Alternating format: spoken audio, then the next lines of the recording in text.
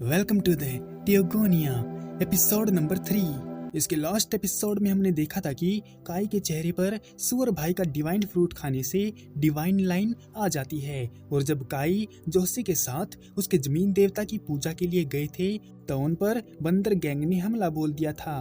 और जब काई ने उनको मारा तो उसकी डिवाइन लाइन सामने आ गई थी, जिसको जोसे देख लेती है। महल में ओल्हा जोसे को धमका रहा है कि वो वहां पर पूजा करने क्यों गई थी, जबकि उन्होंने पहले ही बोल रखा है कि लड़कियों को क्या काम करने चाहिए। खैर, जोसे बच गई, इतना ही उनके लिए बहुत है। और वो काई का टेस्ट लेने की सोचते हैं, क्योंकि अकेले ही बंदर को टपकाना आसान बात नहीं है। और राजा ओल्हा को इलाका सेफ रखने का काम सौंप देते हैं, क्योंकि जल्दी ही उनसे मिलने कोई आने वाला है। और वहीं पर काई की बहादुरी की बात सारी जगह फैल गई है और कुछ लड़के काई को परेशान करने लगते हैं। जैसे स्कूल में हमसे कोई लड़की बात करती थी तो दूसरे लड़कों की ये देखकर जलने लगती थी। बिल्कुल वैसे ही। और वहाँ पर खड़ी लड़कियाँ उनकी बकलोली के पूरे मजे उठा रही थी। और लड़कियां एक एल्जा नाम की लड़की को सजेस्ट करती हैं कि वो काई को पटा ले, इससे पहले कि उसे कोई और ना पटा ले। और तभी मांजो आकर उन सब लड़कों को धमकाता है कि वो काई को ज्यादा परेशान ना करें। इसके बाद जोसे काई के पास आती है और उसको खोपचे में ले जाकर उसकी जान बचाने के लिए शुक्रिया अदा करती है और उससे डिवाइन लाइन के बारे में पूछती है। लेकिन काई ने कुछ नहीं बताया तो जोसे कहती है कि उसे पता चल गया है कि लड़कियां कमजोर होती हैं और उन्हें चाहे कितनी भी ताकत मिल जाए पर वो उसका इस्तेमाल तब तक नहीं कर सकती जब तक कि उनके अंदर वो जज्बा ना हो। इसीलिए वो उसी हिम्मत और जज्बे को बढ़ाने के लिए जी जान लगाकर मेहनत करेगी, जिसमें काई को उसका साथ देना पड़ेगा। और वो कल प्रैक्टिस के लिए राजी हो जाता है, जबकि कुछ टर्की बंदों को लगता है कि वो दोनों खोपचे में जाकर उलू बुलू कर रहे हैं। इसके बाद वही एलिजा नाम की लड़की काई को पानी पिलाने आती है तो उसे समझ नहीं आता कि लड़की उसको पानी क्यों पिला रही है, जबकि हमारे यहाँ तो लड़की से बात करने पर ही लोग तरह तरह की बातें बनाने लग जाते हैं। और या इसने पानी पिया वैसे। मांजो उनको साथ में देखकर समझने लगता है कि उनका चक्कर चल रहा है कि तभी काई को उसी पंछी की आवाज सुनाई देती है जो उसे उस खाई में सुनाई दी थी। फिलहाल के लिए तो काई उसे इग्नोर कर देता है, मगर रात को सोते हुए उसे आवाज फिर सुनाई देती है तो काई उसी टाइम उसका पीछा करता है और एक लंबी सी जंप करके एक बड़ी सी पहाड़ी को पार कर जाता है और ग्रेविटी की माँ बहन करके जल्दी से उस खाई के पास जाकर उसमें कूद जाता है और वहाँ के पानी में मस्त गोते मारता है। फिर काई को वही पंछी दिखता है जो उस बड़े से पेड़ के चक्कर काट रहा था। काई वहां जाकर उस पत्थर पर लिखी लैंग्वेज को पढ़ने की कोशिश करता है, मगर फेल रहता है। काई को लगता है कि उस दिन उसकी जान इसी पत्थर ने बचाई थी, तो वो इसके लिए शुक्रिया बोलता है और उसे लगता है कि ये पत्थर उसका जमीन देवता है। इसीलिए काई उसकी सफाई करने लगता है और उसके दूर बगल में हम किसी पट्टे को रखा हुआ देखते हैं, जो किसका है कोई जानकारी नहीं है। फिर काई थोड़े मजे करता है, पानी पीता है और फल खाता है।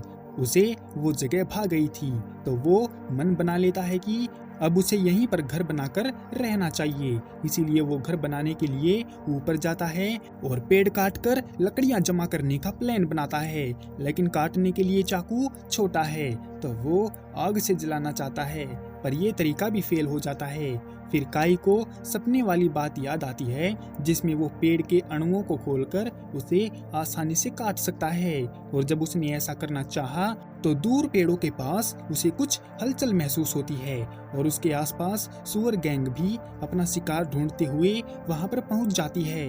काई ने उस हलचल का पीछा किया तो उसने देखा कि वो तो कुछ छोटे छोटे आदमियों का ग्रुप है। काई को लगा कि वो लोग खाई पर कब्जा करने आए हैं, इसलिए वो उन पर हमला बोल देता है, मगर उनकी हाइट देखकर वो अपने आप को रोक लेता है और वो लोग भी काई को खतरा मानकर चिल्लाने लगते हैं।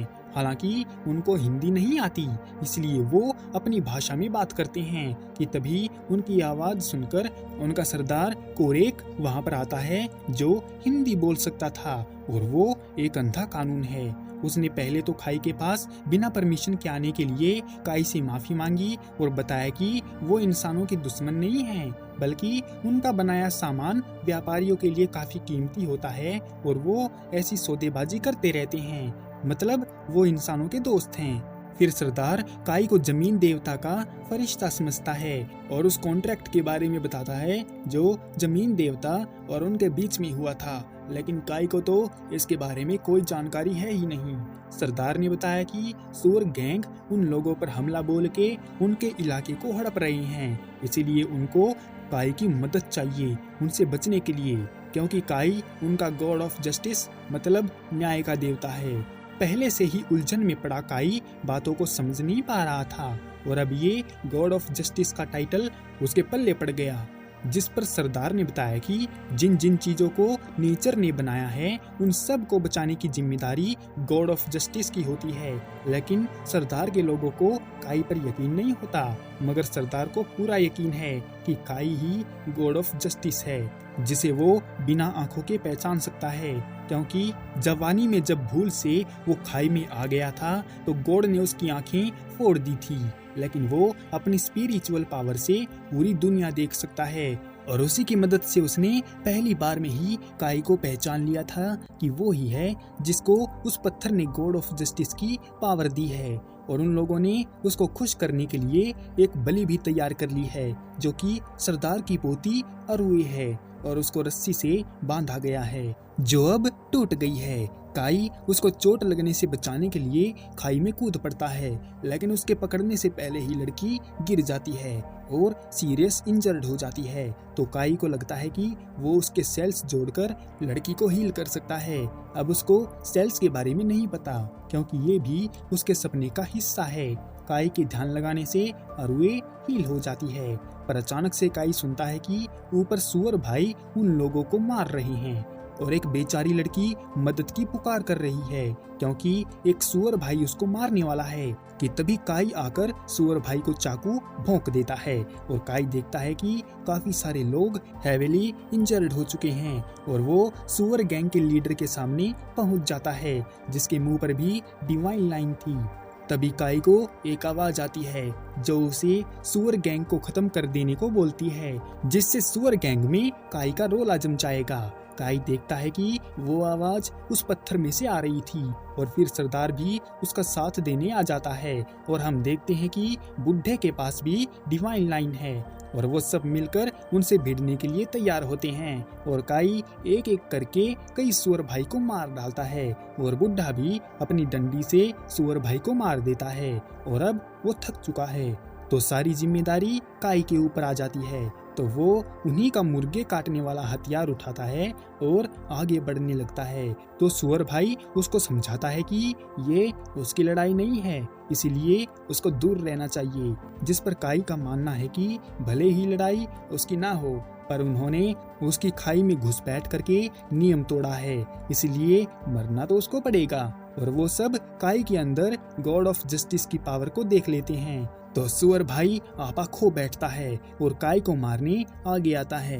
तो काई अपने हाथ को हथियार बनाकर उसके हाथ को काट देता है और अपना हाथ उसकी छाती में घुसा डालता है और ब्रूटल तरीके से उसको मारकर उसका डिवाइन फ्रूट निकाल लेता है। और इस खतरनाक मंजर को देखकर सबको यकीन हो गया कि काई सच में गॉड ऑफ जस्टिस है। इसी के साथ the end of Theogonia episode number 3। मिलते हैं किसी और वीडियो में, तब तक के लिए सायोनारा।